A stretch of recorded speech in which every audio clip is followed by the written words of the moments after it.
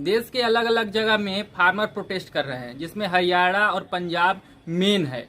आइए दोस्तों, इस वीडियो में जानते हैं क्या रीजन है फार्मर के प्रोटेस्ट करने का, सरकार का उस पर क्या रुख है और कैसे सरकार ने डेमोक्रेसी को दांव पे लगाकर ये बिल राज्यसभा में पास किया। आइए शुरू करते हैं।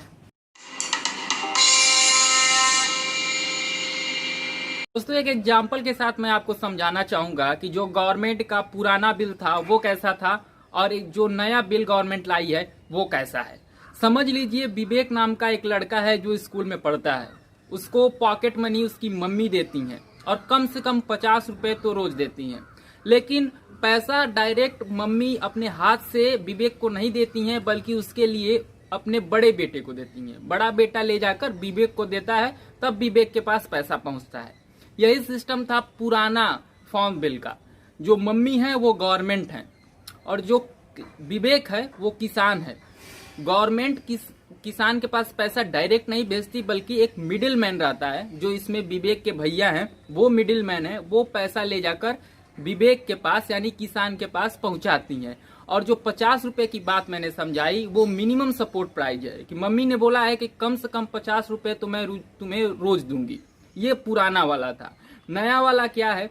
नए वाले में मोदी जी ने कहा है कि 1 नेशन 1 मार्केट होने वाला है, यानी मिडिल मैन की छुट्टी। विवेक के भैया अब इस सिस्टम में नहीं रहेंगे, डायरेक्ट जो मम्मी है वो किसान को पैसा देंगी यानी विवेक को पैसा देंगी। अब दोस्तों, इसमें गवर्नमेंट ये बोल रही है कि हमने मिडिल मैन को हटा दिया, इसलिए ये हिस्टोरिक बिल है और इसको सबको सपोर्ट करना चाहिए। लेकिन दूसरी तरफ किसान कह रहे हैं कि नहीं, इसमें एक प्रॉब्लम है। प्रॉब्लम क्या है? प्रॉब्लम ये है कि जो 50 रुपए की बात मैंने बताई शुरू में कि मिनिमम सपोर्ट प्राइस दिया जाएगा विवेक को यानी किसान को, अब वो सरकार उस पर बात नहीं कर रही है। उस बिल में मिनिमम सपोर्ट प्राइस का जिक्र नहीं है। अगर आपकी उस समय की खेती अच्छी होती है तो आपको पैसा अच्छे से मिलेगा, और अगर खेती अच्छी नहीं होती है तो हो सकता है कि जो मिनिमम सपोर्ट प्राइस पहले गवर्नमेंट पे करती थी वो भी नहीं मिले। तो देश में इस समय 2 तरीके की बातें हो रही हैं। पहले लोग बोल रहे हैं कि जो फार्मर्स हैं वो बिल को पढ़े नहीं हैं, इसलिए प्रोटेस्ट कर रहे हैं, और दूसरे लोग ये बोल रहे हैं कि सरकार जो भी बिल लाती है वो एंटी नेशनल होता है, वो किसी के फायदे के लिए नहीं होता है। तो दोस्तों, यहाँ पे जो लोग बिना पढ़े ये दोनों बातें बार बार बोल रहे हैं, उनसे देश को सबसे बड़ा खतरा है, क्योंकि वो बिना पढ़े बिल के बारे में बोल रहे हैं कि आप इसको सपोर्ट कीजिए क्योंकि मोदी जी ने लाया है। और दूसरा यही कारण ये भी है कि मोदी जी ने लाया इसलिए गलत होगा और मोदी जी ने लाया इसलिए सही होगा। ये दोनों लॉजिक सबसे फेलियर लॉजिक है और इसी के वजह से प्रॉब्लम खड़ी हो रही है देश में।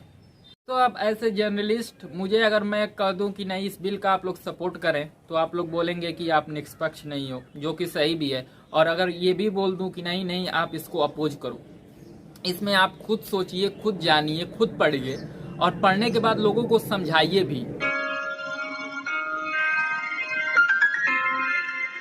दोस्तों, कंगना रनौत के दफ्तर टूटने पे जो लोग डेथ ऑफ डेमोक्रेसी बोल रहे थे, उनको ये खबर जरूर देखनी चाहिए कि कैसे ये बिल राज्यसभा में पास हुआ। एक अजीब ही तरीका था, एक डेमोक्रेसी को दांव पे लगाकर ही इसको पास किया गया। अब हुआ ये, राज्यसभा के स्पीकर बोले कि वॉइस वोट से हम लोग डिसाइड करेंगे कि इस बिल को पास करना है कि नहीं पास करना है। रूल बुक ये बोलता है कि अगर एक भी मेंबर सेटिस्फाइड नहीं है वॉइस वोट से कि नहीं वॉइस वोट नहीं होना चाहिए, तो स्पीकर को वॉइस वोट करने की आज़ादी नहीं है।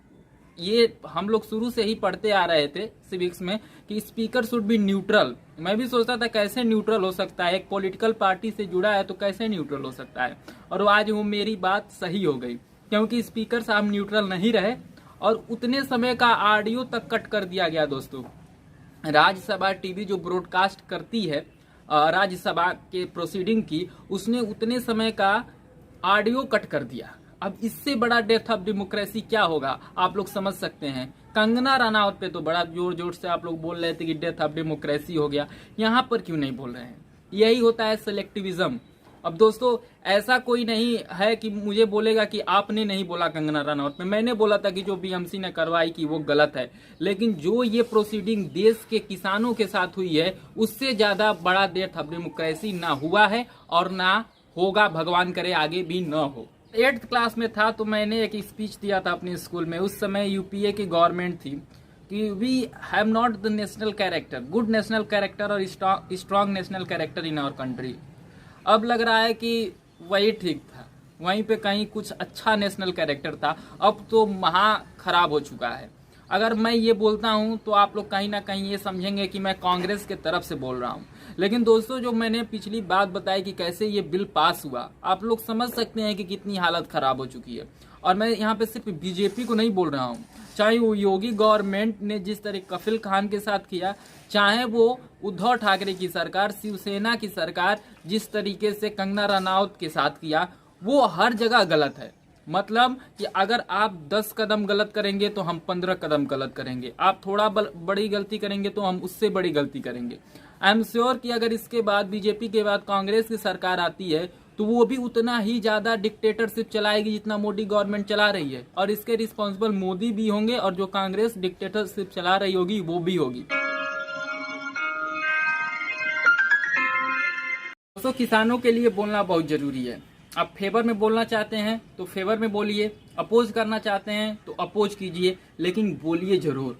बोलना जरूरी है इस डेमोक्रेसी में इस समय मेरे हिसाब से। उम्मीद है दोस्तों आपको ये वीडियो इन्फॉर्मेटिव लगा होगा, अच्छा लगा होगा। कोई भी सजेशन होगा तो आप कमेंट बॉक्स में जरूर बताइएगा। बहुत बहुत धन्यवाद।